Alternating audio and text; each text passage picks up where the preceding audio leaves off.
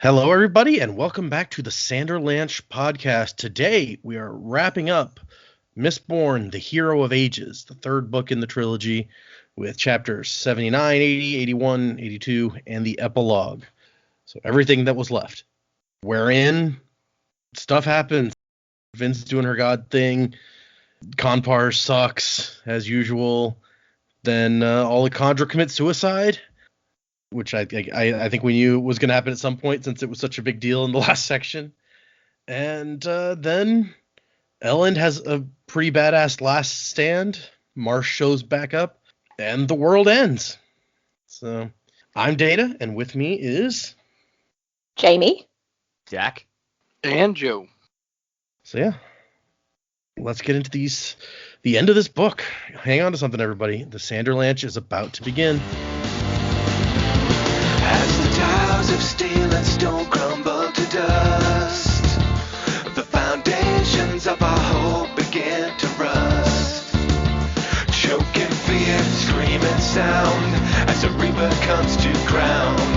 You turn to face it down because you must. And when the world starts to burn, at the point of no return, keep a hold of your conviction, tear out the affliction, before the world turns black.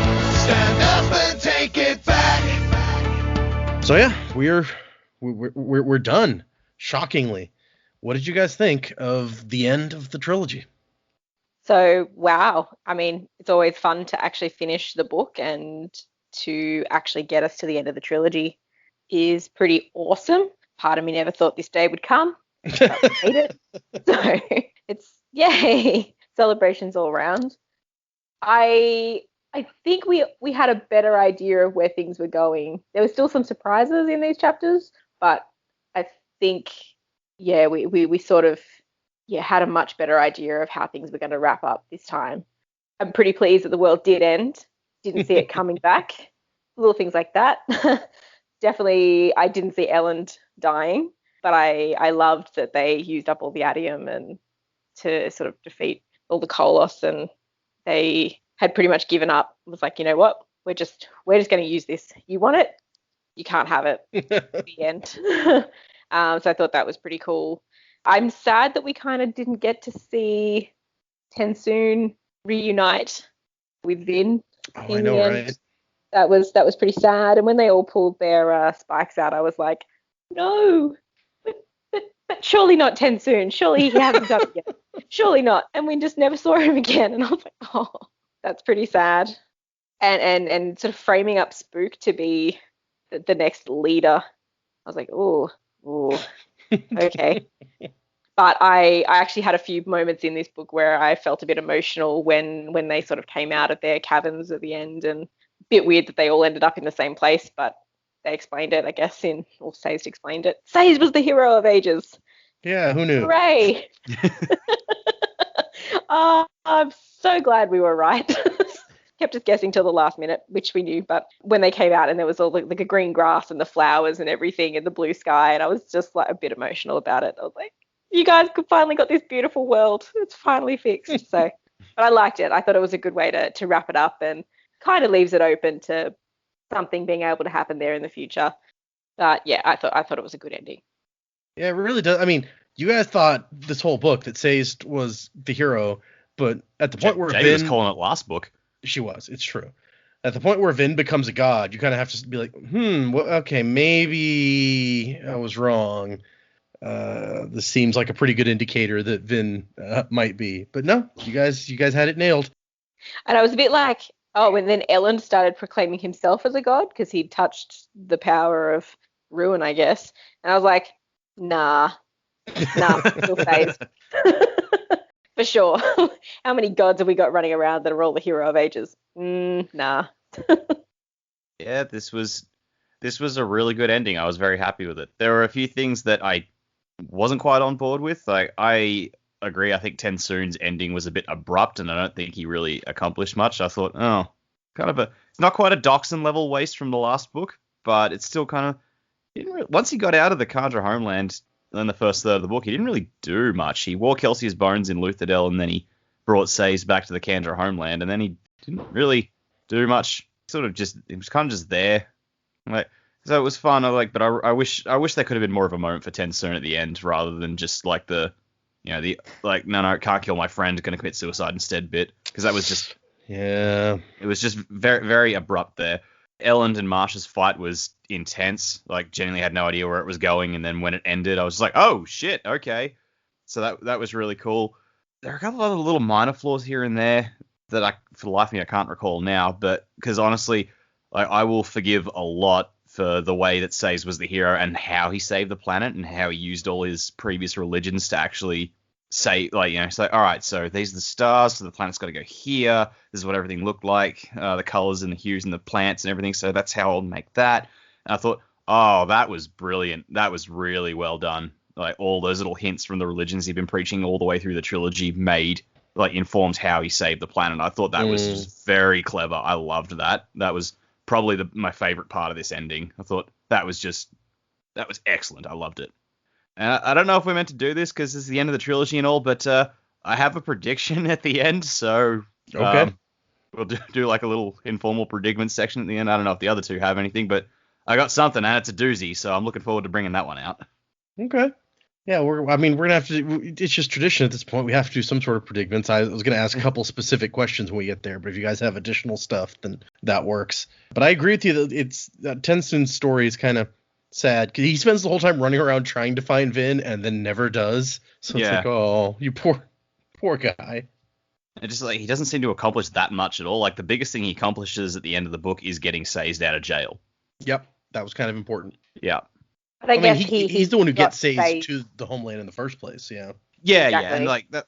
Yeah, so like that's it. He, like, once he got out of the Kandra homeland, he was basically a glorified taxi service. He got the people from Luthadel into the pits, and he got Sazed to the homeland, and then he got Sazed out of jail, and then he's dead. Yeah. Which is a shame, because I think he's a fascinating character. He's probably one of the best characters of the trilogy, I think. Yeah, love Tensoon.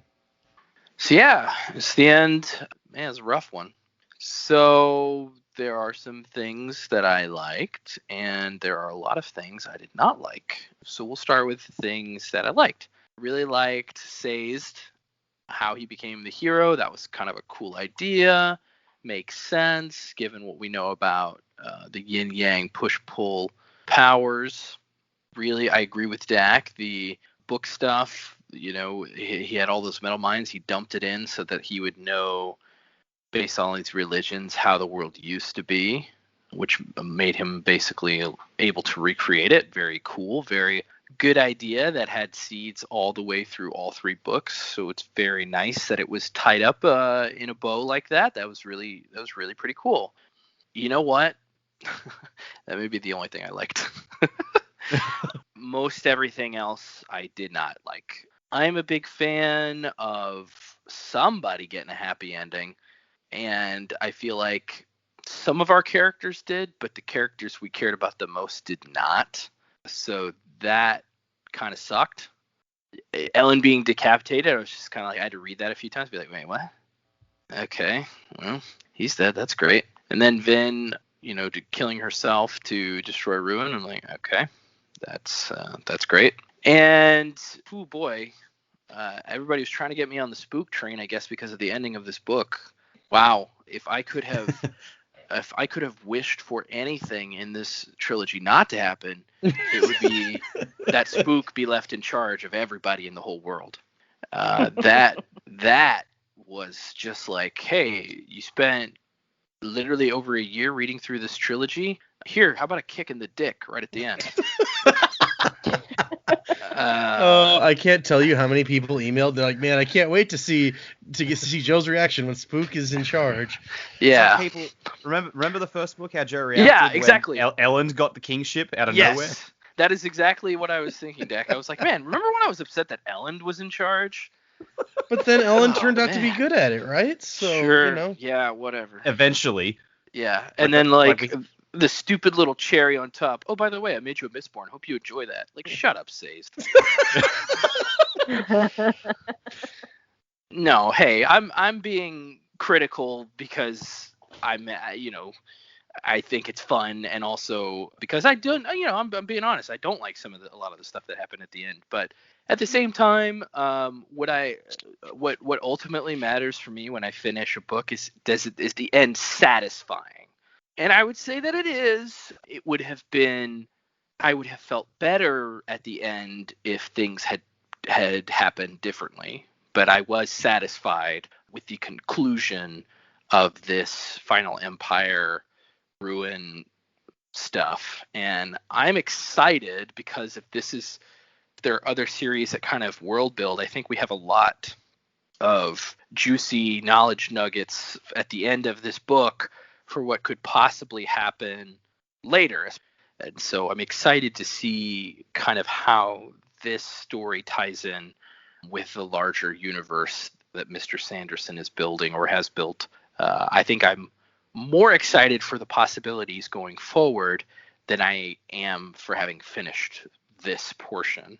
I think the possibilities, the opportunities that this trilogy has created are more intriguing than the story itself. So overall, I'd say this was an enjoyable experience. And I've got a rating out of 10 that I decided to give the book, but I'll wait till the end to do that. The trilogy, rather. Okay. That's fair. I think so. As we're going forward, now that we've seen kind of how this one trilogy went, most of what we'll read is, most of it is kind of like this, where it's like there's this story, and there may be some hints about like what's happening beyond that story, but there's not much crossover between each one. Secret History, which we're reading next, is kind of the exception, where it's like the biggest peek behind the curtain that we get so far in the Cosmere about like the story behind the story. So if that's the part that you're interested in, us reading that next will be good for that. Well, I guess if there's not much crossover, I quit right now. This sucks. But yeah, so I think, I don't usually do this, but just my opinion on this trilogy, since everyone is going through that, I really love the ending. I feel like it wraps things up as neatly as anything that I've ever read. Like it's so well put together and so well foreshadowed that I really enjoy the ending of this trilogy. Not to mention that like the first time I read it, Ellen and Vin dying was like, oh, I love these characters so much. No, it was very impactful for me. So I'm a big fan of this. And there's something I thought when I first read it, and funny enough, when my wife read it, because I made her read these like a long time ago, it was like we both were like, why couldn't they live? Like, come on, Ellen and Vin didn't have to die. But the more I've reread this series, and the longer it's been since that first reaction, the more I'm like, you know what? I think it fits. It's like a very elegant ending, and I'm honestly not sure how well Vin would have done in the world that's like to come, because she's not really I don't feel like she's like a starting over in the wilderness type of person. She is a cities and stalking the night and fighting other people type of person, which is not going to be much called for in this new world, I wouldn't think, at least not initially. Also, just thematically, it's like she was the heir of the survivor. He gave his life for the cause. Like, it makes sense that eventually she would too. So yeah, it makes sense.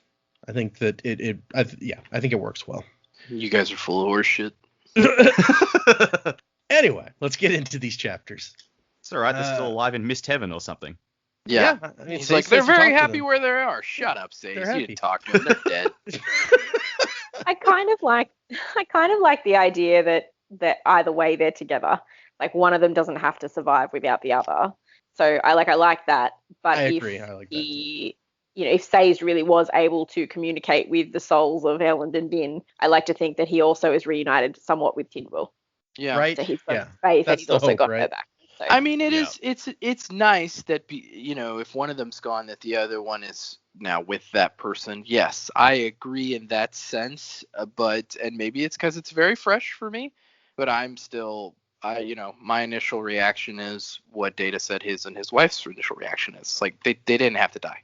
That wasn't necessary to the story. It's in my opinion. Sad though. I think the impact of it by itself, like it hit me like a gut punch when you read at the end and it's like, yeah, I fixed their bodies, but apparently that doesn't put them back, so they're gone now.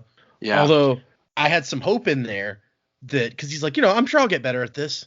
And I was like, oh, is this going to be like a once in future king type of thing where it's like Elend is like Arthur in the future and they're like, oh, he'll come back when he's needed most, when Sazed figures out how to work that.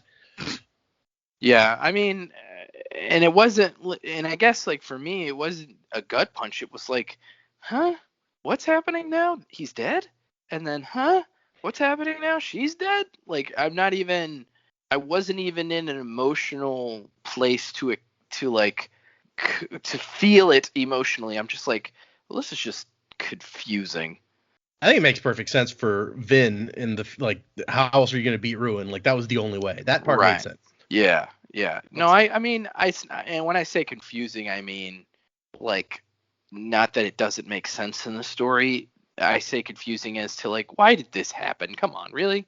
But yeah, it's one thing that this whole time I've been kind of bringing up. It's like, we still don't know how we're going to beat Ruin. We have no plan for beating Ruin. Even after Vin becomes a god, it's like, what are we gonna, how to fix this? And so that was the only way. You needed equal power to cancel him out. Anyway, sorry, let's get into, we'll take it a step at a time here. The first epigraph is like the longest one ever, I feel like, and I might be wrong, but it's like, well, I'll pages. tell you, it took me a really long time to write it out in hand, and I think it took me like a whole legal pad page to fit. So yeah, Jesus. Also, it's probably helpful because like there's no, like, unlike the others, there's no document in this one like cataloging the whole thing in the end. Yeah, no, we don't get to read the whole thing like in a row. I don't think we got to read the whole thing in a row in the first one either because it was a big ass book. But maybe not. But there were still like massive chunks of it spread throughout. Yeah, as opposed to just the epigraphs. So that's true. I feel like with this book, I would really love to sit down and read the epigraphs from start to finish. Like, that would be really cool. But I think in the first couple of books, we really needed it because things were out of order and then things had been changed in the second book. So we really needed that. But like, the information that we were given in this book in the epigraphs was almost directly related to whatever was happening at the time. So we were able to sort of take on this information and go, okay, yep, I've sort of built that piece together, or that's confirmed what we already knew. And so it's sort of building a big picture as we went. But I don't feel like we needed it as much this time. Yeah, there wasn't as much. There's not like a mystery related to it or anything like that in this case, except for obviously who is the hero of ages. But other than that, so Sazed is like, I think the Mists were searching for someone to become a new host for them. The power needs a consciousness to direct it, although I don't understand why. He's like, it seems kind of weird that the power needs that, but whatever. And so it's like, that makes me wonder like where those minds came from in the first place that were already attached to them, but whatever. Preservation chose someone to become their host, so he chose Vin, I guess, well beforehand. But Ruin immediately seized onto her and got his spike in there. And then he just points out what we already know, where it's like, yeah, the 3 times she drew on the mist were when her earring was out, so thanks for catching us up on that. By the end, the mists, after Preservation was completely gone, the mists were pretty much desperate to get into somebody, apparently, so... And then we get Vin, she's sitting there contemplating the world from her godhood. And she's like, wait, something's happening. And we zoom in on stupid fucking Kanpar handing a bag of adium to another conjurer. Like, here, take this and sell it. Then we'll be rich. Rich, I tell you. And mankind will serve us. Yeah, okay. Yeah, I don't know how that was going to work for him, but sure. Well, he still doesn't. I get the feeling Kanpar still hasn't been outside. So he still doesn't think the world is ending. So he's just kind of like, yeah, humans love adium. Oh, yeah. He's I thought the whole book, the way he was acting, I was like, he's clearly full of shit. He's just trying to hold on to power by pretending that none of this is happening. But this legitimately makes it seem like he has no idea and no care for what's going on, which is just sad. Like, no wonder you're not a good leader. Well, it's like he has no care for what's going on, but he's still trying to take control of the situation anyway. And it's like, how badly do you fuck this up? Yes, I'm going to be in charge, but I'm not going to go outside and see what's actually happening. What? How is that ever going to work for you? Yeah, no wonder he's single. I want to know how he even pictures this working. Like, this guy takes a bag of adium, which that's a lot of money. So this guy's going to leave with a bag of adium and come back like carrying a giant chest full of gold, or like what? And then what are you going to do with that gold, Kanpar? He says weapons and supplies, so. Yeah, guess he's going to make some kind of kingdom with supplies and weapons and an army of Kandra. Yeah. But seeing the Adium and the Kandra are enough for Vin to start putting stuff together, and she figures out, partly, I guess, from the knowledge that this power has that she's carrying now, but she can kind of see what she's like, oh my gosh, now I get it. And now the Lord Ruler's final words make even more sense. You don't know what I do. And she's like, I didn't. Thank you, Lord Ruler. Which I still wouldn't be thanking him. That guy was an asshole, but whatever. Yeah. No, yeah. He did some good things. He was trying to save the world. I get that. Still a massive asshole. Yep. But unfortunately, Ruin sees it too. And then he's like, hey, so Contra guy. And he starts talking to Conpar, and Conpar's like, wait, what? Who's this? Why are you in my head? He's like, I am God, and now you are mine. Meanwhile, Ellen shows up at the pits. There's a guard. And he's like, hey, wait, I know you. You're from my army. And it turns out that Damu and his 300 dudes ended up here, which makes sense, I guess. And we cut back to Sazed and the first generation strolling out. And Sazed is surprised that everyone recognizes the first generation, but he's like, oh, I guess even if the first generation only comes out once every 100 years, most of these Kandra have seen them several times because Kandra are really old. So yeah, okay. And then Tensun's like, dude, something weird's going on. And Sazed's like, what do you mean? And then Tensun attacks him and starts choking him. And he's like, dude, something is wrong here. I don't understand why I'm killing you. Yeah, I like Sazed is like, you don't have to tell me, man. Yeah. It wants me to kill you. You're doing that. Yep. I mean, thank God he had enough ability to be able to actually tell Sazed that something was wrong. I don't know why I'm doing this. I'm not in control of myself. Right. At least it was that, and it wasn't Sazed just going, oh, well, Tensun's dead. Someone's consumed him and, taken the body over. Yeah. I didn't even think about that. Tensun took another Condra's body as a spy, and then someone could have been a triple spy by impersonating Tensun impersonating someone. Yeah. That's messed up. Yeah. Quadruple spy. But no Condra's supposed to kill a human, so. Yeah. No. Well, I mean, Conpar, I don't know. I guess he was just going to threaten humans Yeah. without ever actually doing anything. That's a good point. I don't think Conpar took the contract very seriously. Yeah, I don't think he thought a lot of things through either, because he was Really just like, hey, let's put this man in a cage, in a holding cell that we created for ourselves. He's just going to crouch down all day, and then we're just going to pour water on top of him. He'll survive. Yeah, humans just need water, right? Yeah, humans are like plants. They need water, maybe some sunlight. They're underground. There is no sunlight. That's a good point, yeah. Yeah. Also, with this whole Tensun choking Sazed thing, it's only because we know what Ruin does and how it works with the hemalurgy that this actually makes us think, oh yeah, Tensun's actually not in control. Can you imagine this working in any other work of fiction where someone starts choking someone else, just going, oh dude, it's not me, something's taking control. I don't know why I'm doing this.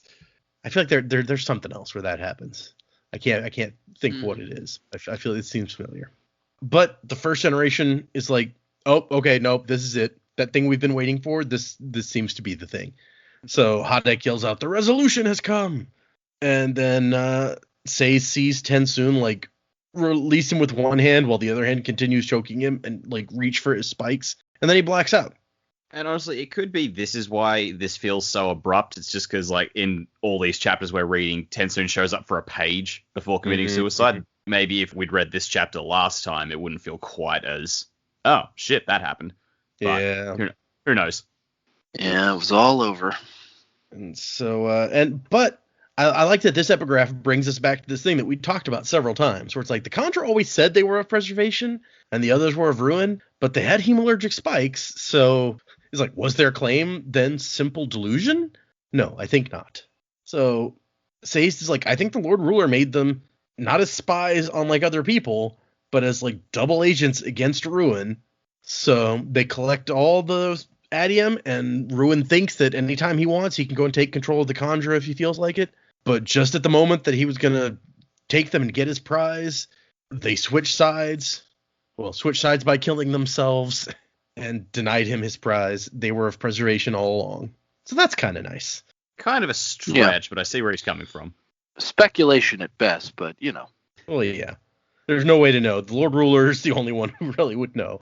And it's like, that guy was a colossal fuck up at saving the world, like moving the planet and shit like that. So it's like, Yeah. all right, yeah, he has some good plans, but let's not give him too much credit. Oh man.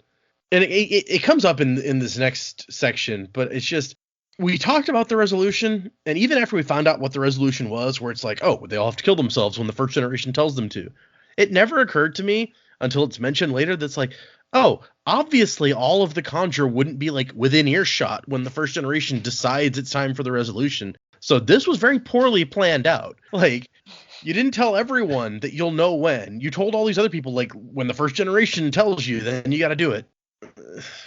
They panicked. But yeah, it's the Lord Ruler's plans. Yeah. I mean, I guess some of them did know, because I mean, Tensun said like, "Hey, the signs appear as if the resolution is coming." So it does sound like the Conjure were taught the tenets of what to look for the resolution. But yeah, I agree, it's poorly planned, because I mean, any Conjure that's not like right there in that room may not immediately figure out, oh, that's right, I'm supposed to kill myself now. Oh yeah, let me do that. They might, because like the whole reason Kanpar led an uprising was because the first, like, publicly told everyone, yeah, resolution's coming soon, get ready. That's a good point, yeah. And rumors spread throughout the homeland. So even if you got that one Conjurer who was just in the loo, and then he comes out and sees everyone around him turning into mist wraiths, he's like, oh shit, I gotta get on that. Plop. Yeah. Damn it, I missed my cue.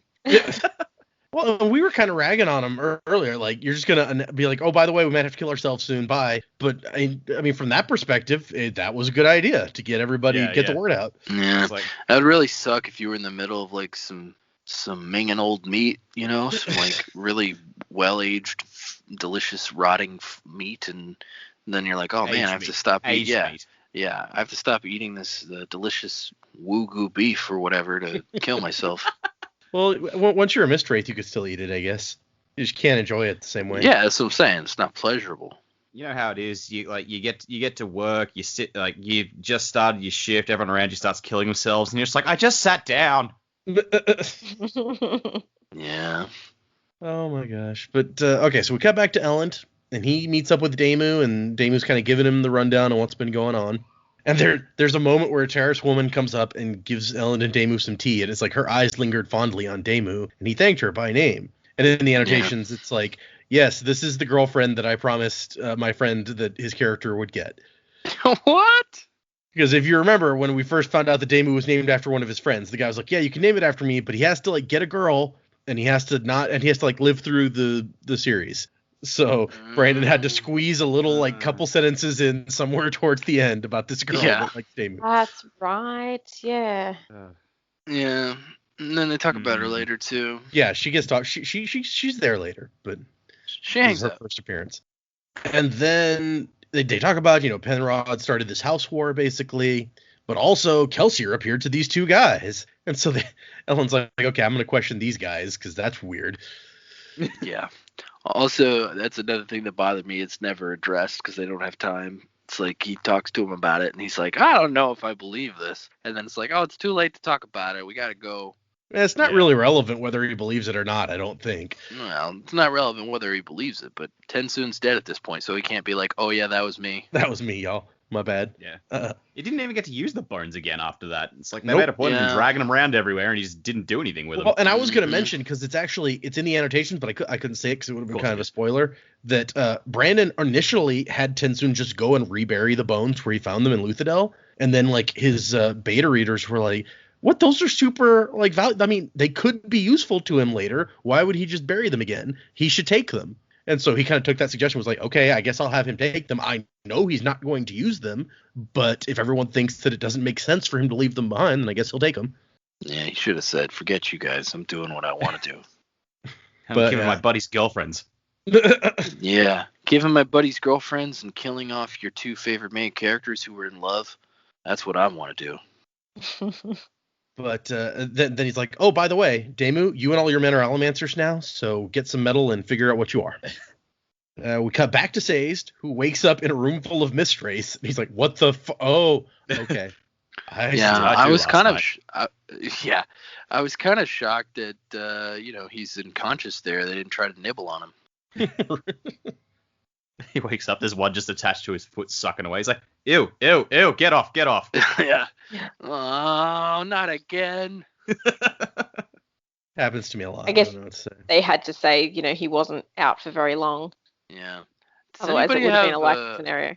Yeah. Does anybody have the number for that father-son Mistwraith exterminator group? Well, Jed, I ain't never seen so many damn Mistwraiths, son. What do you think we ought to do? Oh, God damn it, Daddy. Can't we just get a broom or something? I guess we could. But I think it's going to take a little bit more than that. You got like a wood chipper? Yeah, we don't even have electricity anymore. The Lord Ruler quashed it years ago. I don't know. Maybe we just light them all on fire. I don't think they're flammable, boy. Hey, wait. Only one way to find out. Yeah, wait a minute. I heard tell they got a big bucket of acid around here somewhere. I bet acid would turn them things into mush. What do you think, boy? I think we give it a try, but where do you store acid in an underground cave? Where do you That's get acid very from an good underground question. Cave? Yeah, I wish we could ask them, but they're all Mistwraiths, so I guess it's not going to be something we can ask them. Oh, God damn it. Well, one time you want to talk to them. Oh my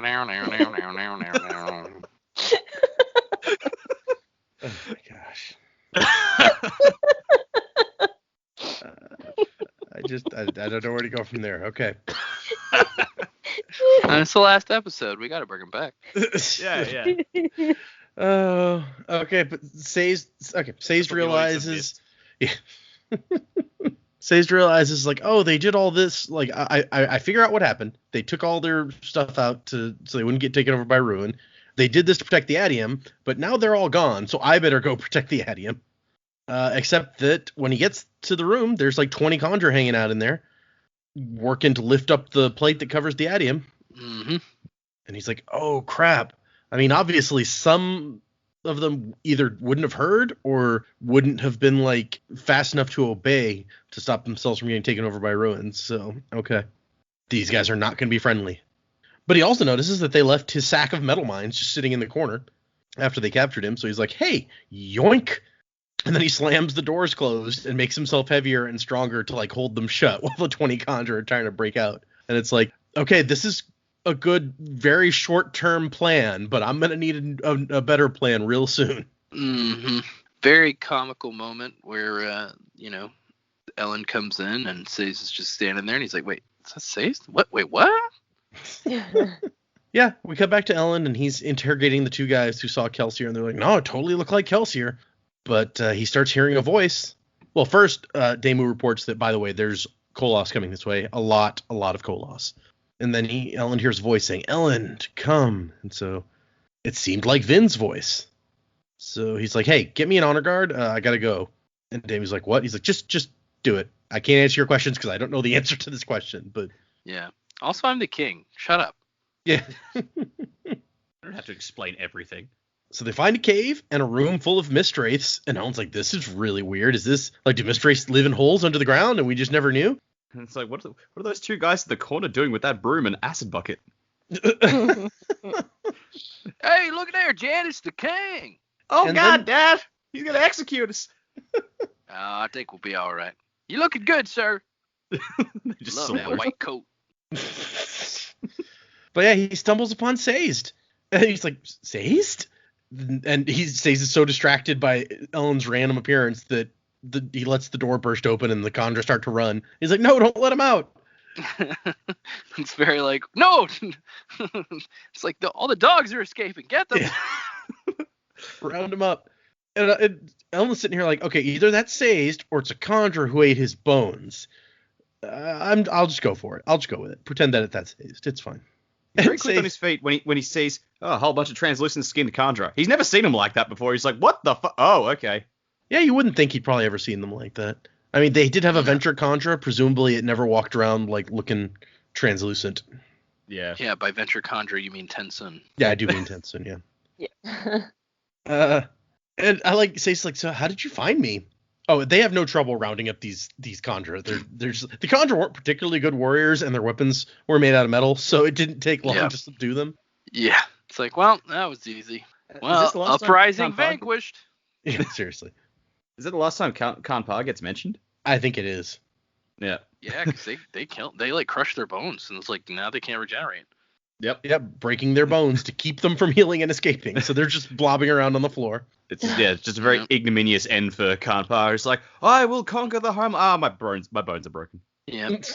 Ouch, my bones. Well, I always came forget in about the bones. He came in randomly and annoyingly. He left quickly and quietly. That's the way it should be. Yep. And so she's like, how'd you find me? And Ellen's like, I honestly have no idea how I found you. So where are we anyway? And it's like, oh, this is the Conjure homeland. Also where the Lord Ruler's Adium stash is hidden. See? Over there. And Ellen's just like, damn it, now? Now when it's completely useless as we find it? Ugh. Oh, but it's not useless, Ellen.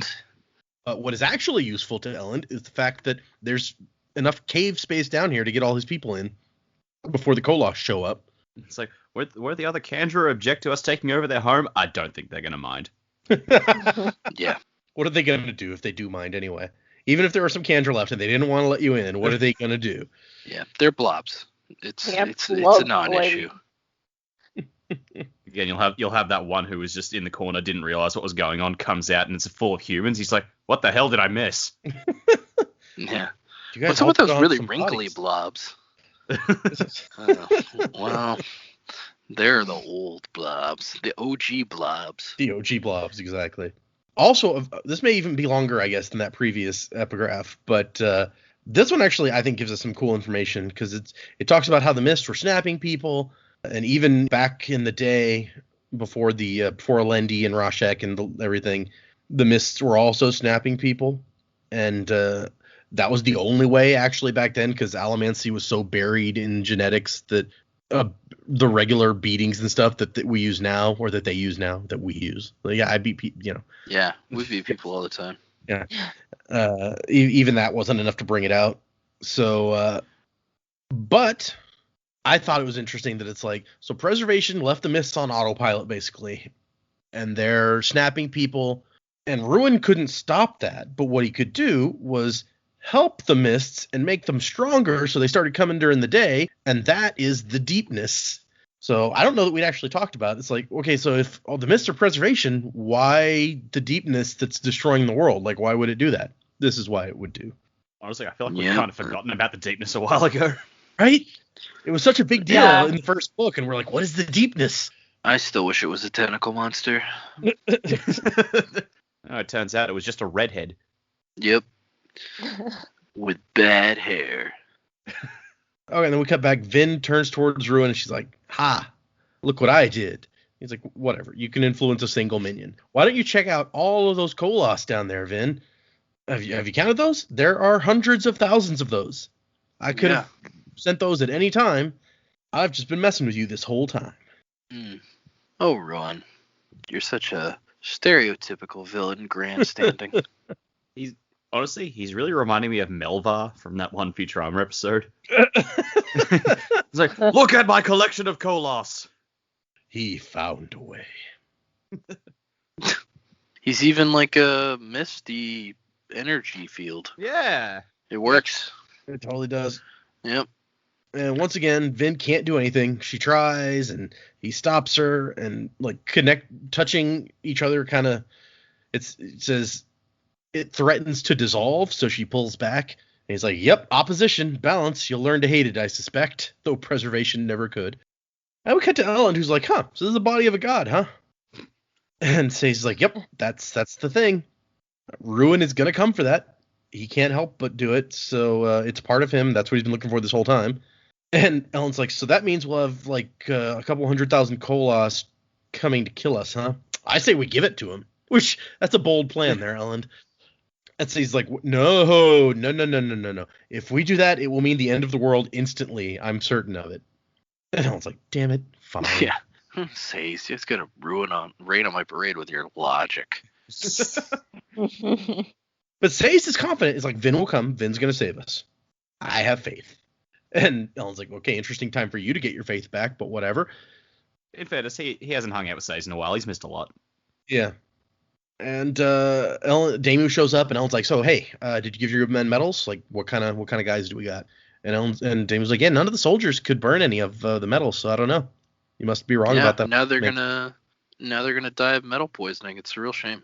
Yeah, seriously. And Damu's like, "Yeah, I think we're gonna die."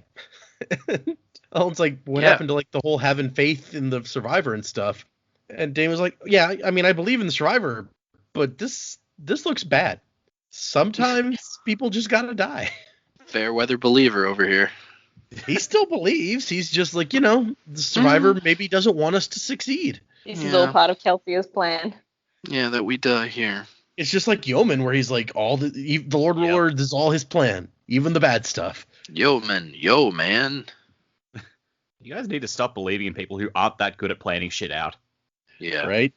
Kelsier never planned a thing out in his life except for kind of how to defeat the Lord Ruler, I guess. That was the thing. Right. He planned how to die. It didn't really work the way he thought. Yeah, exactly. He's like, I'm going to get backhanded really, really hard. I like to think that Ghost Kelsia's up there going, "See, guys, I made this happen. Look what I did." Oh, man. And Ghost Doxon and Ghost Clubs are just like, dude, shut up. Shut up. You got us killed. But finally, Ellen starts to put together the puzzle pieces that I suspect by this time you guys were already on top of. We're just like, wait, so all of the guys you brought got sick longer than everybody else, and it was 1/16 of the people, and there's 16 medals, so what if they could all burn the same medal, and what if they were all sick longer because their medal was the most powerful? He's like, "Here, Damu, eat this," and gives him one of the beads. And, I mean, it probably never would have occurred to him, except that Yeoman has very recently proved that there is such a thing as an adium misting. Yeah. He handed it to Damu, and Damu's like, "You want me to swallow this?" He's like, "No, it's a suppository." And then we come back to Vin, who's like, "Oh no, everyone I care about is about to be killed by all those Koloss." And she sees Ellen stand up and make his dramatic speech. His, like, this is our last stand.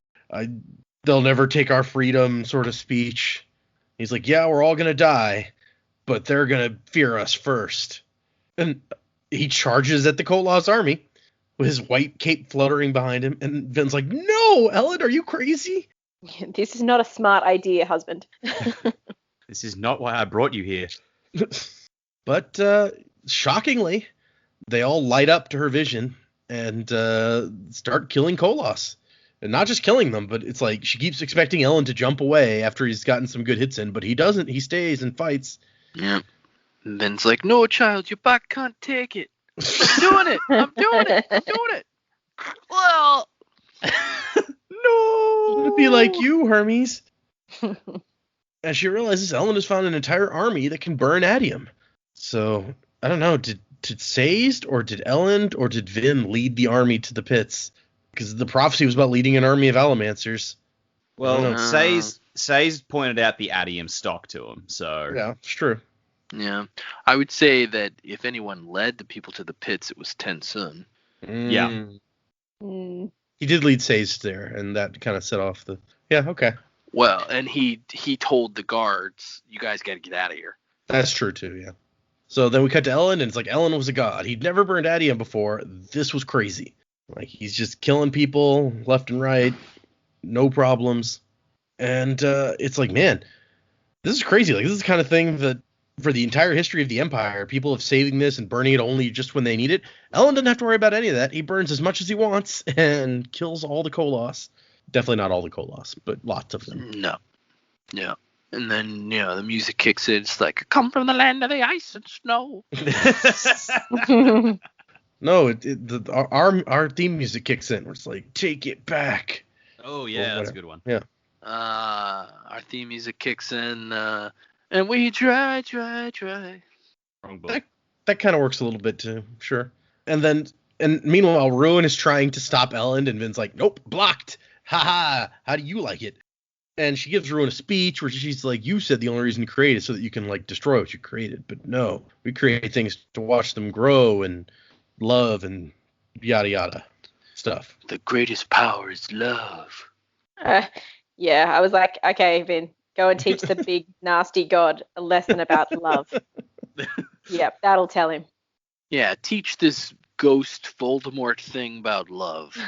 But I like that Very Say's Voldemort. just sitting at the mouth of the cavern with like Garv, the leader of the Church of the Survivor, and Terrace Steward, and this other guy, and Asladin, the young woman whom Damu had apparently come to love during his few short weeks at the pits. See, there's where we find out her name, and that she and Damu were in love, and they're all watching love. the fight. They've had 2 dates. Yeah. It's been there a few weeks. They're infatuated with each other. Let's leave it at that. All right. They're still in the honeymoon period, though. Let's be honest. Yeah. Yeah. Puppy love. But Say's is just there. He's assuring everyone, no, she'll come. The hero will come. And we cut back, and Ellen has apparently been fighting Kolos for hours. He's getting a little tired, but not as tired as probably all the other guys in his army are getting, because they don't have even pewter like he does to keep going. And he sees one of his guys go down in a spray of blood, which is gross, okay? And another guy dies, so just his people are starting to die. They've killed thousands and thousands of Kolos, but he knew from the beginning that they weren't going to make it. They weren't going to beat all these Kolos. We're just going to clog these tunnels with corpses. Mm. And they can't get in. Then Marsh shows up with a cloud of Adium shadows around him. He's also burning Adium. And Ellen's like, oh, shit. Boss music. Right. And then we come back to Human. Human makes his first appearance for a while, and he's leading some Kolos soldiers through the tunnels and killing everyone in his path. I really enjoyed that we got a human viewpoint. Right? I know we joked about it a lot, but there were little phrasing in here that I was like, human. That's cute. Yeah. He thinks about how Ruin is even stronger at controlling him than like the little black-haired woman or whatever he calls her. All the little humans. More little humans. And then we cut back to Marsh, who's like, guess what I found? I found a conjurer with a bag of Adium, and he was looking to sell it like a dumbass. Damn you, Kanpar! See, Compar is the gift that keeps on hurting. It's ridiculous.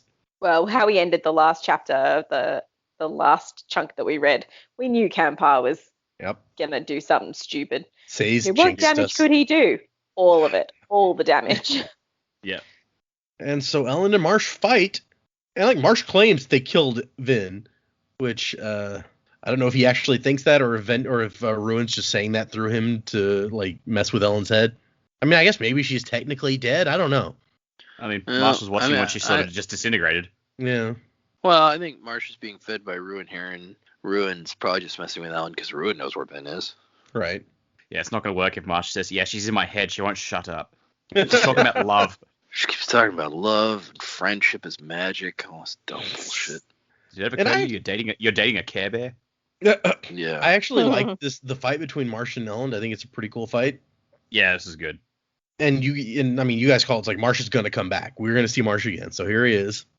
He's still got a hole where one of his eye spikes used to be. So it's Ellen can see through his head as they're fighting, which is creepy. So why won't this guy just die? And I at one point when Marsh is when he's running out of his Adium and Marsh looks like he's going to win, Ellen's like, I get what Kelsier must have felt facing the Lord Ruler all those years ago. Oh, and I kind of actually, I guess, skipped over the bit where he starts getting fed Allomancy by Vin, basically, because he starts running out of everything. Taken in the mist. Yep. And then he starts getting power, and he looks up and he sees a brilliant personage of pure white with her hands on his shoulders and her head thrown back. He's like, it's Vin. It's like Angel Vin helping me. And he burns the last of his Adium along with some Duralumin. And it says sight, sound, strength, power, glory, speed. In a flash of knowledge, Ellen felt a mind-numbing wealth of information. All became white as knowledge saturated his mind. And he says, I see now. And he's got his sword in Marsh's neck, and Marsh has his axe in Ellen's chest. And Ellen starts to die.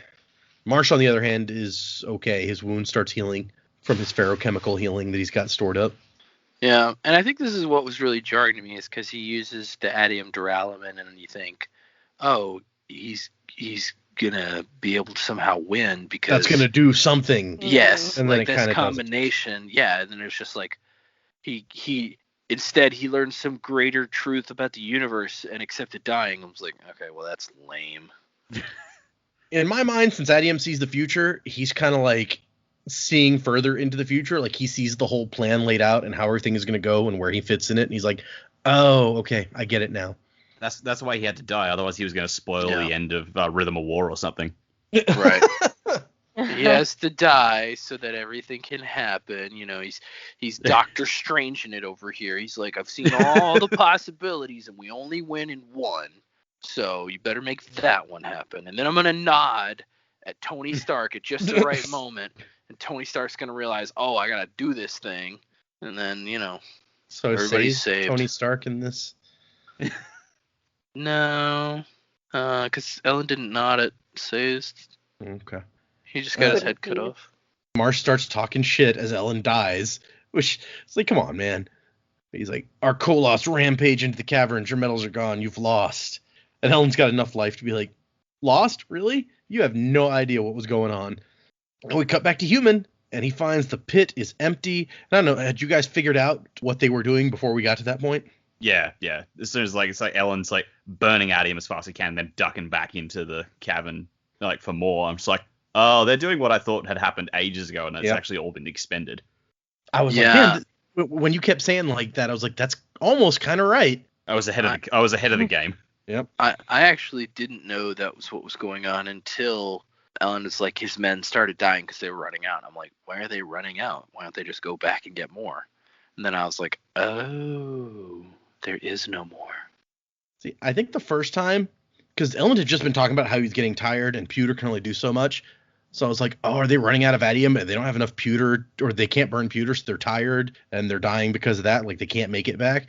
The first time I read it, did not get what was happening until we get to that part and it says the pit is empty.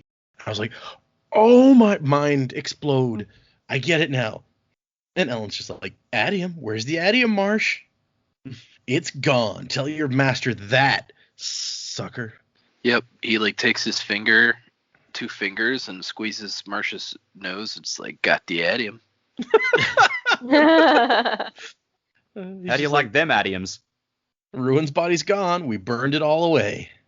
That's now it's going to take like 1,000 years to come back. Eat it. And Marsh screams and chops Ellen's head off in retribution for that. Oh, you can't eat it. We already did.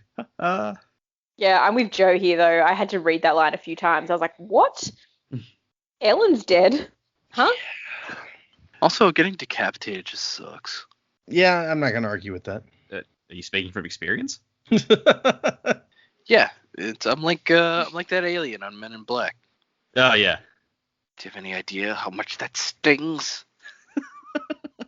And I like, as soon as we cut back to Vin, Ruin's like, how do you like that? Huh? I killed him. I ruined everything you love. Suck that. Like, he's pissed off. Total Melvar. Yeah.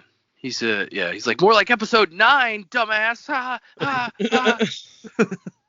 But Vin doesn't take it too hard. She's like, I lost him like years ago, and Allomancy gave him back to me for a while. But she does on borrowed time. Realize now what she can do and why. It's like preservation couldn't destroy him. It's just, it was written into his power. Preservation preserves. He can't destroy. So preservation needed someone who's had some ruin in them, something or someone. That's why he wanted to create these humans who were part preservation, part ruin, but a little more preservation than ruin, because that was the only way to destroy ruin. And she makes a big speech about how this is all preservation's plan all along. And then she ends with like, and you made one big last mistake. You shouldn't have killed Ellen. He was the only reason I had left to live. Take that, all my other friends. Yeah, well, she loved him. It's fine. Yeah. Take that, spook. How does it feel to be king now? He's got Beldry. It's fine. Yeah, what a prize. Honestly, she even did a bit of a roll call, like who was left. It's like, right. Not many left. All right. Yeah, she's kind of lamenting everyone they'd lost along the way. My favorite thing about that is like she's talking about, oh yeah, all our friends like who died and everything else. Did she mention Yedden? I'm just like, really? What? Who laments that guy? No one liked Yedden. Yeah. But he was part of the crew. Kind of. Yeah. And he had the army that they trained. The foolish army. Yeah.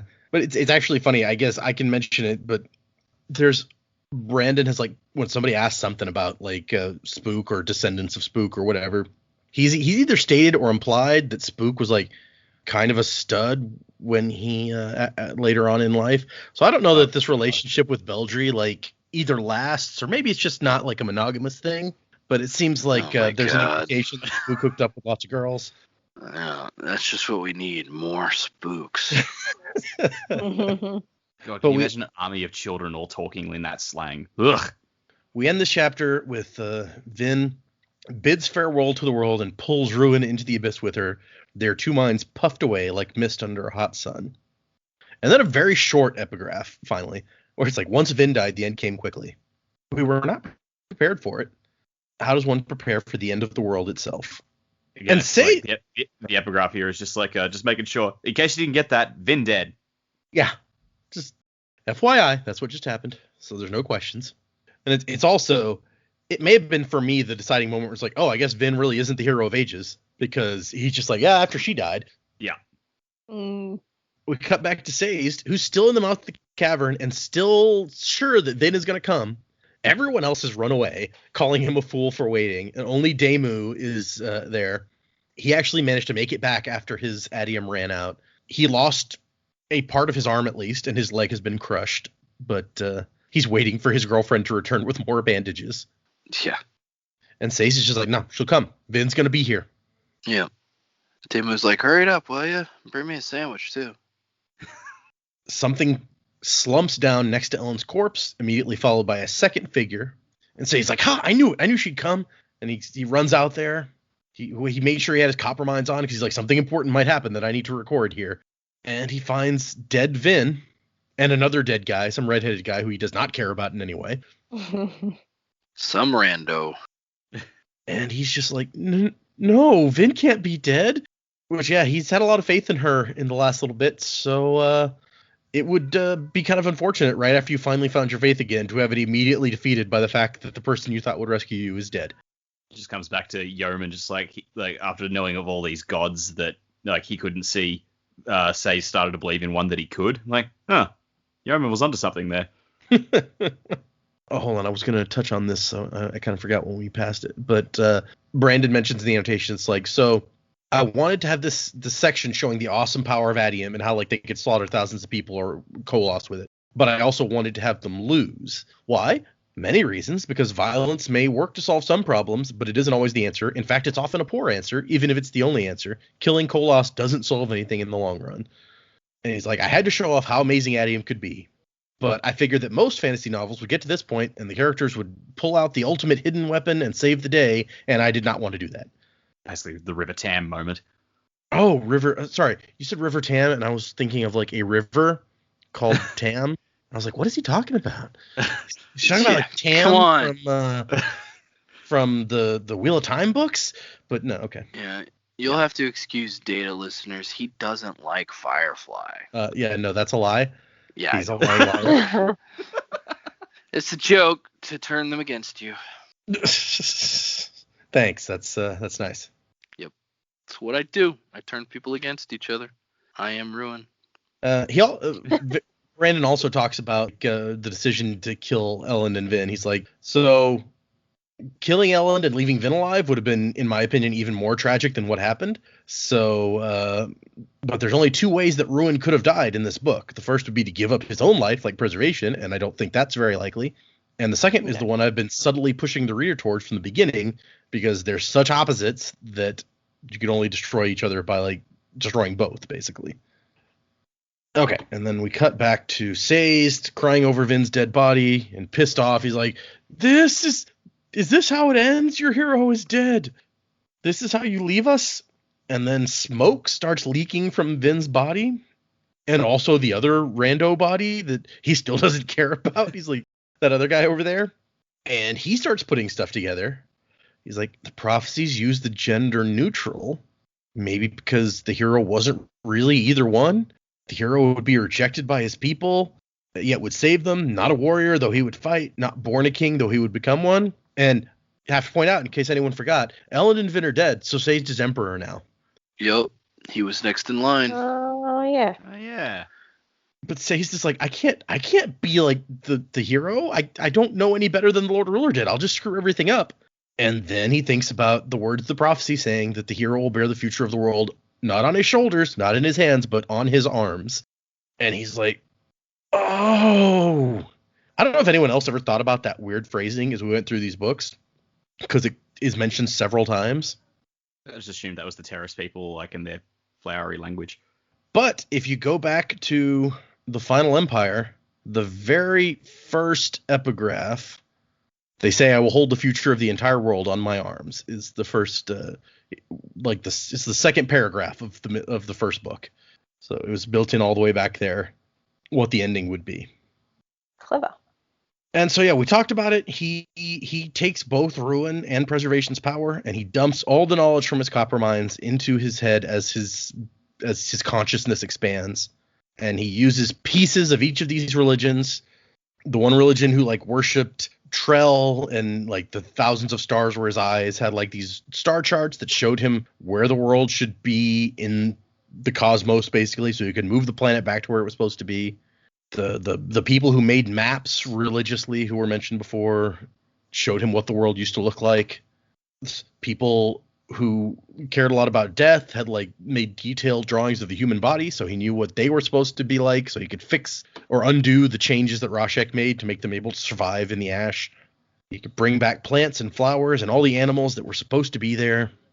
And then he at the end of the chapter, he kind of notes, well, first he realized that these powers kind of belong together. How were they ever split in the first place?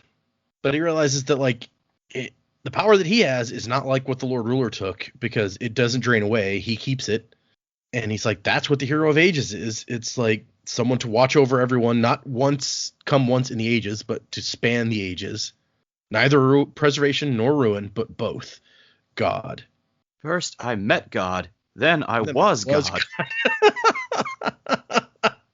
And then we get the final epigraph about Vin was special. Preservation prepared her from a young age. She apparently snapped during childbirth, a difficult childbirth. And Brandon says in the annotations he included that because people had been asking him for a long time, like, when did she snap? So he's like, I'll put that in there somewhere.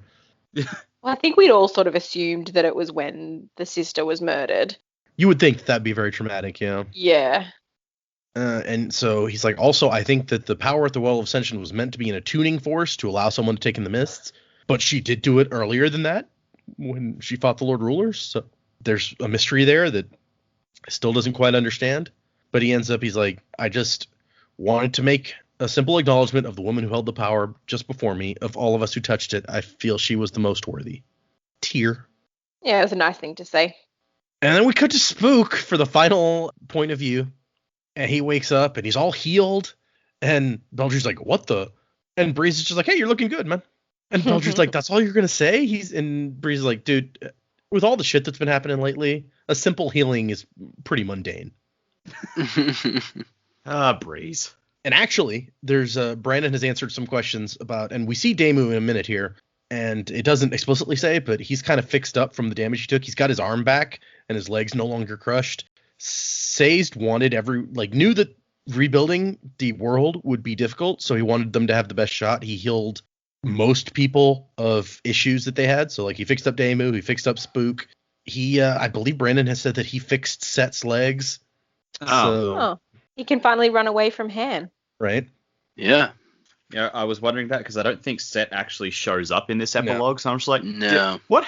Did he make it out? He did. Yeah, he was just hanging in Fadrix with Ham, and then he must have been in the cavern with Ham, but he does make it. And Meow Meow? I don't know. I don't know about Meow Meow. I suspect that he did.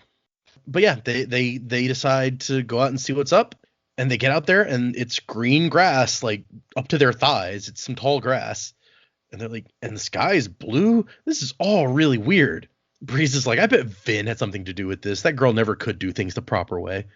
And then they spot other people, and there's Ham. Ham's like, Spook, what are you doing here?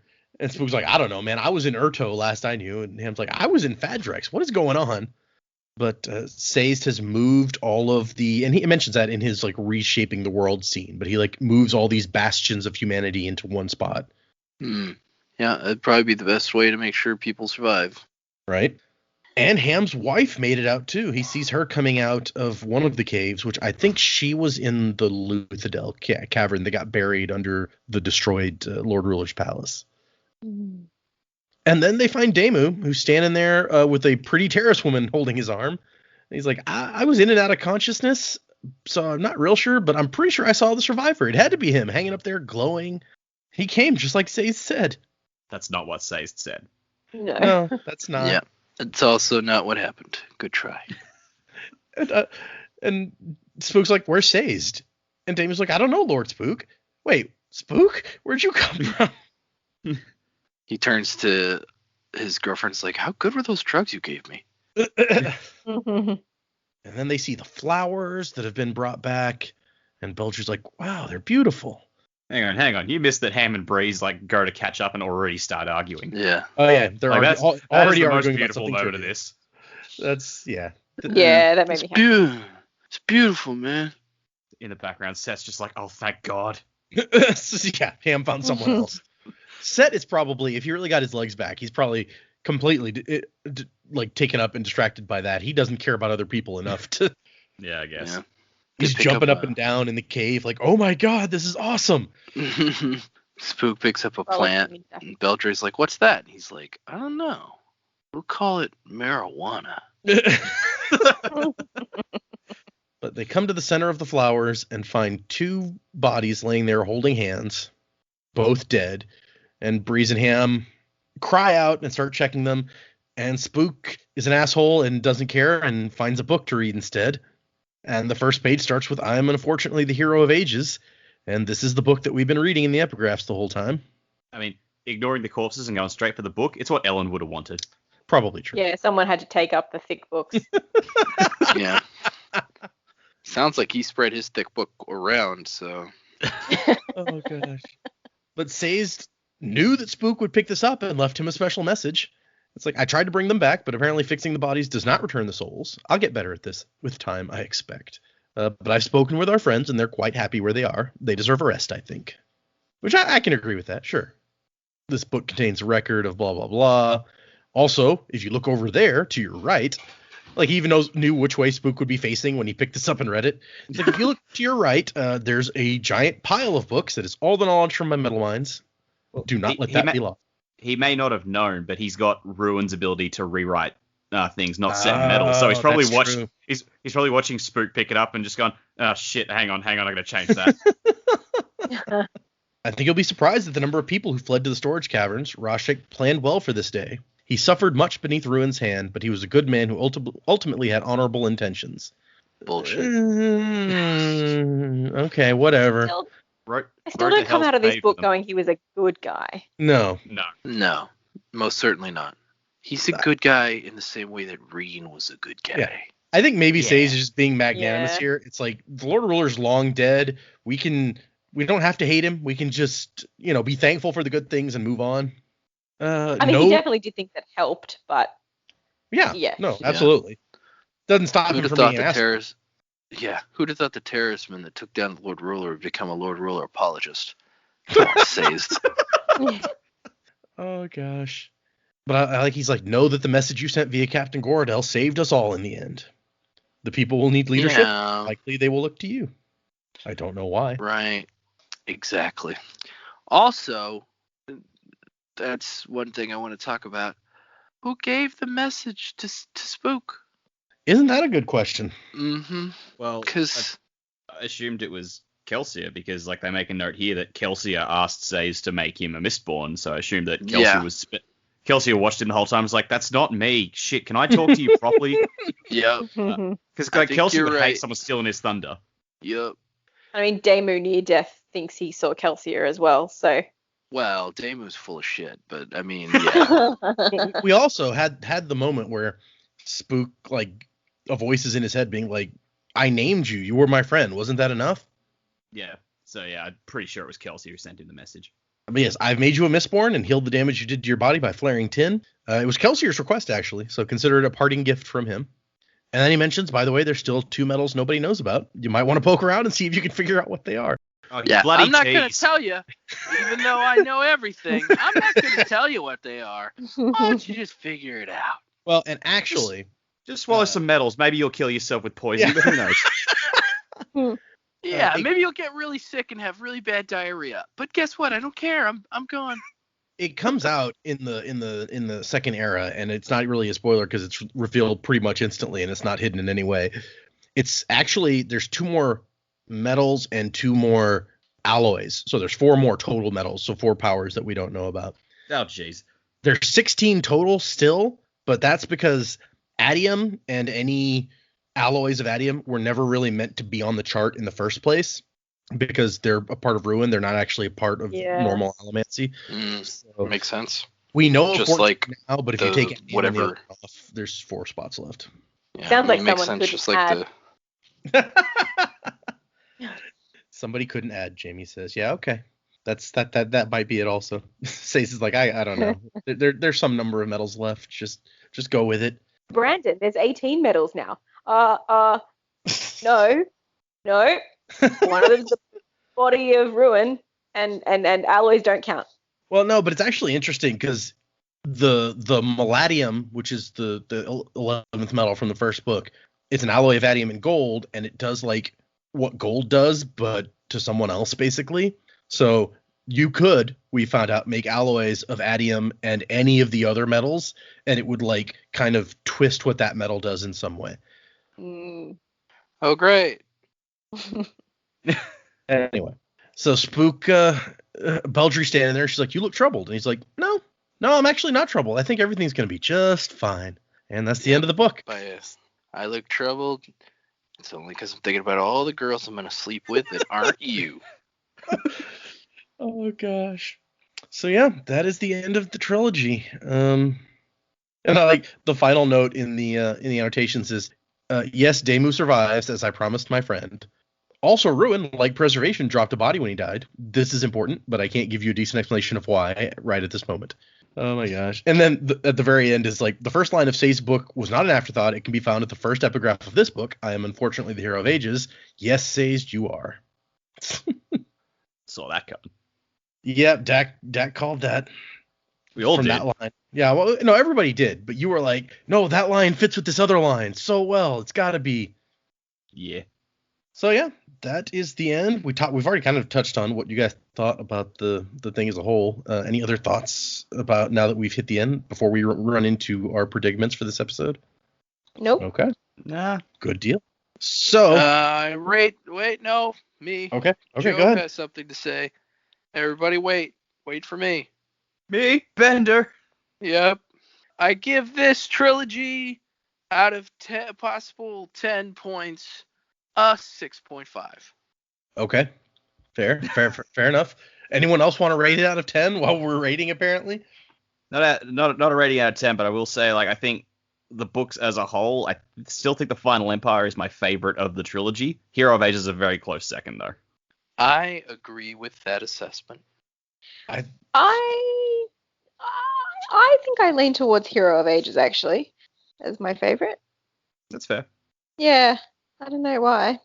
Couldn't really pinpoint it, but I think I actually really enjoyed more the way this one was written and how like the epigraphs marrying up to what we were reading. Like it was sort of methodical and logical the way the information was presented, which I really like. So. I like the wrap up of this book a whole lot. Like, I think it ties things up very neatly in a very short space of time because before those last 4 chapters, we're like, we have no idea where this is going. And it, I think, manages to wrap it all up in a way that feels really satisfying to me. That being said, I think that if I'm remembering correctly, when the general consensus is that Hero of Ages is the best of the 3, like among the fandom, like people like that one the best. Personally, I like the Final Empire. That is one of my favorite books of all time, which is one of the reasons that we started the show with that, because I love that book. But that's just me. Okay, moving to predicaments. Joe had something that he wanted to predict, but in addition to that, I was just going to say, what do you guys think that the next Mistborn era will be like? And what do you think, based on the very vague information that I've given you, we will be getting as we move into Secret History? Those are the 2 directions for predicaments that I was going to suggest. Well, my predicament kind of goes out the window if there's not much crossover. The thing I was thinking about for a very long time, since you mentioned it, is that Daemu is one of the people we see on another planet in this universe. Did I say that? Yep, you said that, unless I'm misremembering. No, I remember that. Okay. Yep. If you say I said that, I believe that I said that. So there's some other crossover there. They're going to get off Scadrial somehow, or if it's even still called Scadrial. Call this planet Sazed Rock. Yeah. As for what's next, Mistborn era-wise, I thought you had told us that it was like Western themed. Yeah. But No, I gave you mentioned that. that. I give you that much, but I just mean like beyond that. Like, what kind of story or something do you think we're gonna get? Okay. Well, if it's Western themed, I'm guessing the story's gonna have to do with gunslingers and outlaws and aliens. Lots of aliens. Good. Daniel Craig and Harrison Ford. Let's go. Yeah, exactly. It's gonna be cowboys and aliens, but with Mistborn stuff. And yeah, so the bigger prediction, and maybe this is the secret, maybe this plays into the secret history stuff. I don't know. Sazed is, they keep talking about in the first book, like Rashek is the sliver of infinity or whatever. So now you had these two powers that have now become one. But Sazed mentioned that he thinks it's part of something bigger. So now Sazed, whereas Rashek claimed he was a sliver of infinity, I think Sazed really is a sliver of infinity, and a sliver is a part of a larger, I guess if we're talking slivers, I'm going to say shard. There's like some kind of shard or gem of infinity that... An infinity gem. Infinity gem. Yeah, basically. Kind of, think of it as a stone, if you will. No, but there's, especially since their bodies were metal, that, I don't know, it tends to lend itself to being shard, gem, stone, some kind of infinity thing. And so there's more than just this ruin power and this preservation power. There must be other powers, and maybe it'd be interesting to know. Maybe those powers are also in 16ths. So the power of ruin and preservation is 2/16 of the shard of infinity. Okay. Interesting. Okay. I like that. Because it brought infinity gems into it. Yep. Now all we need is a gauntlet. That was kind of like what the battle was in the end. Ruin's just like, I am inevitably going to take everything over. And then Sazed is like, I am both of you now. Mm-hmm. I have no idea what's coming in Secret History. I am complete blank slate on that one, if I'm being perfectly honest. Era 2, yeah, because you told us it was like a Western. I was sort of thinking, all right, how's that going to work? Because I love my Westerns. Now, the only thing I could pull out was like sort of the duel at high noon of the two guys out in the street. And like they're about to pull their guns out, but one of them's a coin shot. So like before he even does the quick draw, he's already fired a coin through his opponent's head. That might be sick. That might be cool. But my actual prediction, and this one's a doozy. At the end of this book, when Sazed is looking at the bodies of Elend and Ruin and Vin, I couldn't help notice that there's another body that's like probably should have been there but isn't and is missing. So the best prediction I ever made was that Marsh would turn into an Inquisitor. And so I'm going to double down on Marsh. I think he's my lucky charm. I think Marsh is going to come back in Era 2. Oh. Because they make a point that he, through hemalurgy, he has the powers of ferrochemy and of allomancy. And the only other person who had those powers was able to combine them into immortality.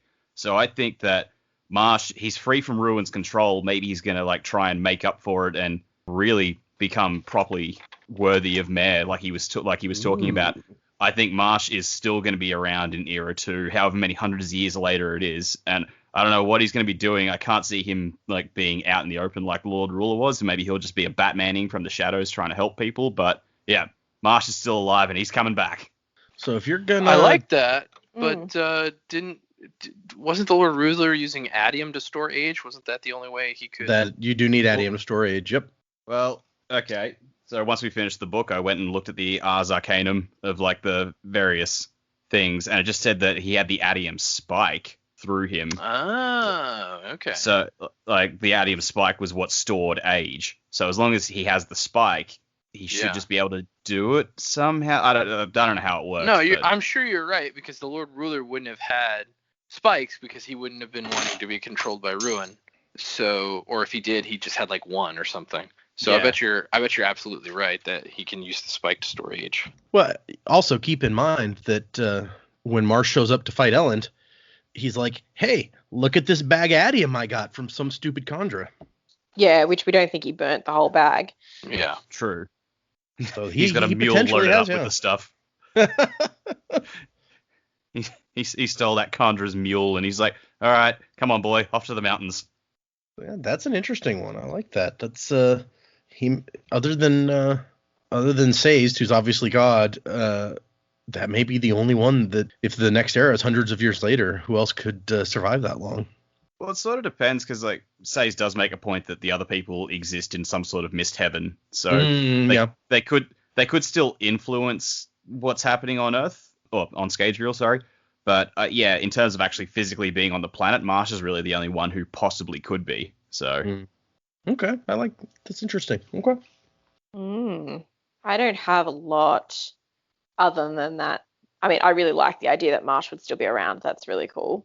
Yeah, I mean, the only thing I can think of is that Era 2 will still be on Scadrial rather than somewhere else. But now you've got Faye sort of looking over things, and the people are starting again, really, to build civilization, that technology will advance, and that's where you're sort of going to end up going through your Wild West. Maybe they will have guns and things that they don't have now, because Rashek shut it all down. Like you couldn't do anything like that. So I think it'll be on the same planet, and potentially that's how we know about Spook's times with the ladies, because he's got a lot of descendants running around. God, I'm not really sure what to expect. Sorry. A planet of spooks. Ugh. Yeah, it's like gonna all be the tiny benders. Spook the 25th. Spook the 25th is going to be the marshal of like the town. Oh God. Yeah. What else was I thinking? I don't think.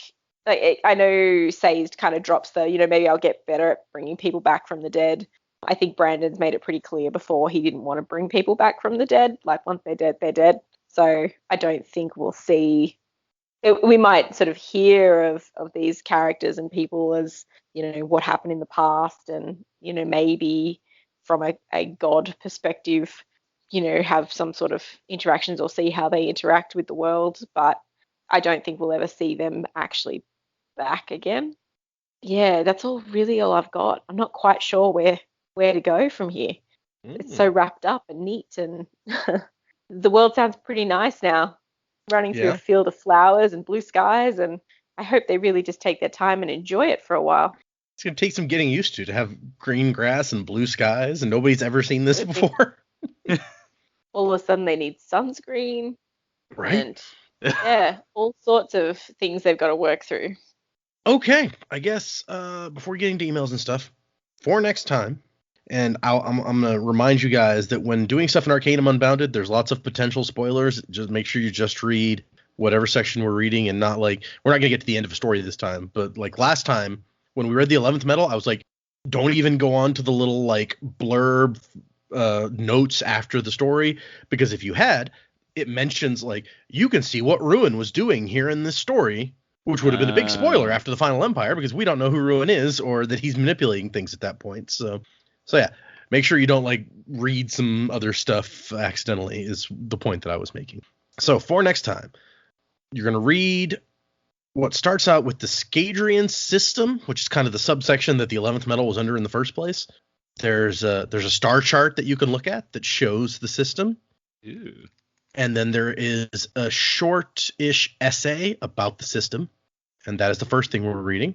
And then after you get to the end of that essay, you're going to skip over the two short stories. The first one's the 11th Metal, which you've already read, so you're going to skip that. You're going to skip the next short story that's called Alamancer Jack in the Pits of Eltania, and you'll go to Mistborn's Secret History, and you're going to read part 1 of Mistborn's Secret History, and part 1 is like 2 chapters long.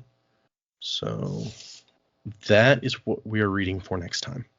Just putting in my bookmarks now. Okay, so we got 2 emails. We had one, and then while we were recording, another one came in. So Good the first timing. one, yeah, I know, right? The first one is from Sasha, and she says, so close to the finish line.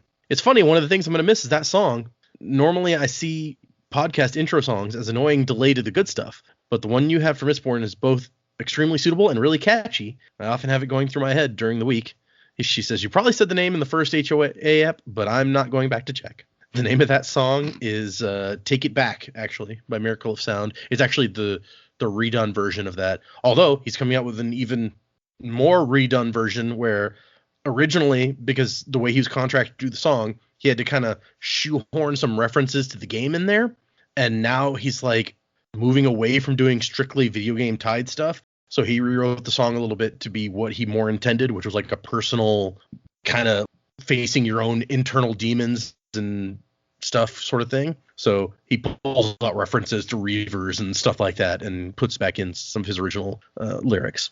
I don't remember if he's released that yet or if it was just a preview for patrons, but that's coming up. Anyway, Sasha also says, I'm going to assume that the fact that First Generation was able to have a whole conversation without Ruin storming in, that Ruin cannot hear into sufficient concentrations of metal either.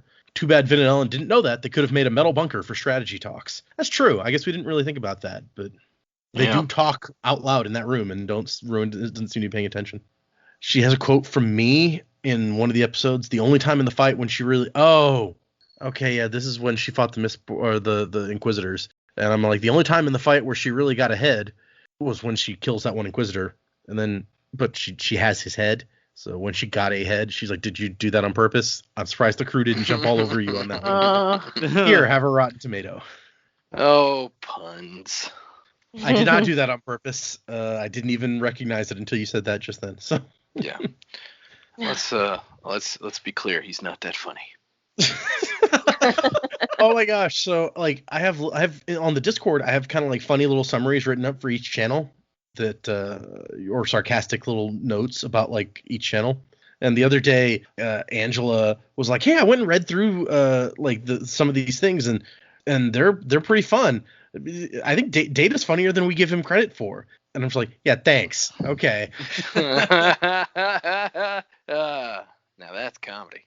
You people out there, I see how it is. I'm not the funny one. I get it. Grumble, grumble. On the assumption that you are at the finish line in real time, here's my understanding about the whole body thing. Oh, because we're talking about the gods' bodies. One is literal and one is metaphorical. There's a flesh and blood body that we see that kind of shows up when they die. And their general power is called body because it's what interacts with the physical world. I think we kind of got that. There was a whole section that talks about how the power and the body are kind of the same thing. It's just, it's a weird thing to try to understand, especially since we don't have all the information that we're going to get later on. Sure. I mean, it's real God type stuff, right? You know, like, the Holy Trinity, Spirit, Flesh, God. Sure. But yeah, that's the end of hers. And then our other email is from Bronson. Bronson says, hey gang, I've been enjoying the podcast as I go through my Mistborn reread. I'm on episode 48 where Vin and Ellen go to the ball. I'm curious if you noticed Vin wearing black, possibly symbolizing ruin, while Ellen wore white, possibly symbolizing preservation, similar to Rashek wearing white and black. Also, I don't know why, but I'm dying for you guys to actually be surprised by a major twist because you figure all of them out so far. My predicament right now is that Jamie will figure out the secret with Vin's earring, but I'm hoping that no one does. Haha. I will probably be caught up this week. Keep it up. The show is awesome. Thanks, Bronson. I think Joe was the first one to call out the earring this time. Joe called that. Definitely was. Anytime he emails and you say Bronson, I just think of Action Bronson. I think it's the first email I've seen from Bronson. You've said his name before, because there's no way I just made that up. I think you just made that up. Maybe I'm back from the future or something. But earring thing, way cool. I mean, the yin yang thing, I didn't think about it at that time. I just thought that they were kind of in and of themselves, kind of doing a like, look at me and look at her. It's like, because if you're standing next to each other, one's wearing all white and one's wearing all black, you're both going to stand out. Yeah, it's very contrasting. It would draw attention. It's good. And then we have a review from NT186. The title is All Caught Up. Here's your review. Thanks. That's Sounds like a Terminator name. NT186. it kind of does, yeah. As the great Frank Reynolds said in It's Always Sunny, they got good banter. This crew has good banter as they delve into the Cosmere. Whether you are reading Mistborn for the first time or reviewing, this has been enjoyable. I hope y'all keep the band together and get into the next Mistborn after the time jump, as well as Stormlight. I love It's Always Sunny. You've won my heart already, Terminator guy or girl. That was 5 stars. So. Yeah, that's awesome. So I love kitten mittens, but you really pierced my heart with your It's Always Sunny in Philadelphia reference. So you are Coin Shot. Nice. Okay. Also, we hope you enjoyed today's banter. A little play from Jack and Joe. Oh, yeah. Man, we got to keep bringing those guys back. They're going to travel to every era.